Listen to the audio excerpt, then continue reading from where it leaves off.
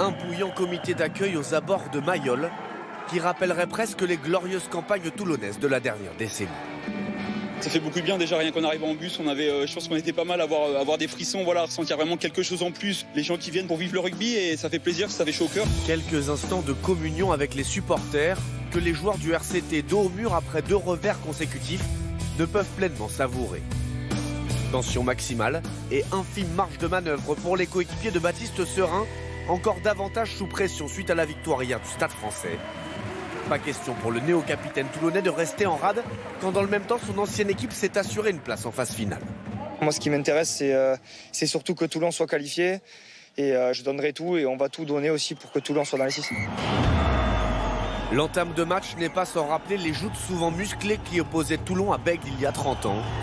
Victoire vitale pour le RCT, beaucoup moins pour l'UBB qui n'entend pas pour autant galvauder cette rencontre. Dégage, c'est moi. La gueule, dégage. S'il vous plaît, s'il vous plaît. La moteur du Captain Challenge. S'il vous plaît. Tous les deux, on a envie de gagner pour notre équipe. On a été coéquipés pendant tant d'années. Maintenant, voilà, on est adversaires, mais ça ne change rien à notre amitié qui sera durable.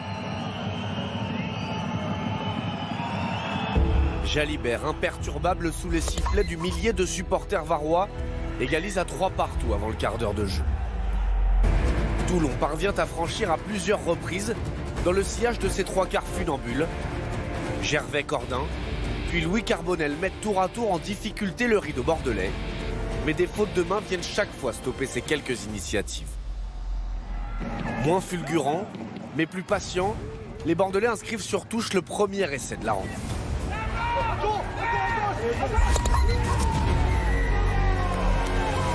Conquête cruciale dans une opposition qui peine à vraiment s'ouvrir.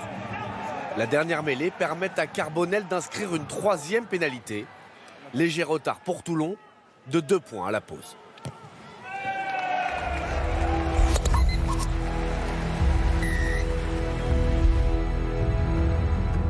Je n'ai pas été inquiet aujourd'hui parce qu'on était en place en défense, on était en place sur l'état d'esprit et sur la volonté de faire quelque chose ensemble. Symbole de cet état d'esprit, l'entame de seconde période. Toulon est sous pression, mais renverse la vapeur en quelques secondes. Et ce sera au sprint, il y a Gabin Villière, il y a Mathieu Jalibert. Jalibert aussi qui va vite et qui va couvrir. Il est chassé, bonne attitude défensive de Gabin Villière.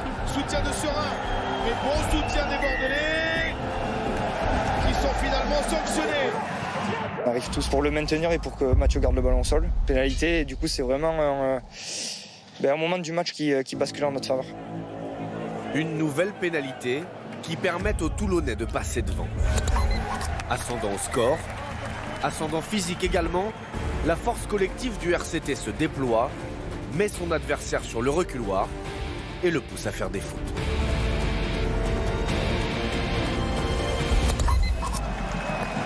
Le banc apporte alors le 109 nécessaire pour enfin faire sauter le verrou bordelais.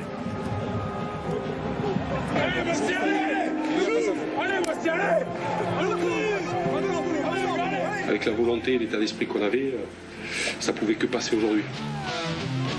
L'Argentin Facundo Issa vient finalement récompenser le travail de sape d'un paquet d'avant dominateurs. Facundo Issa qui s'arrache et qui marque. Voilà peut-être l'essai de la victoire définitive des Toulonnais.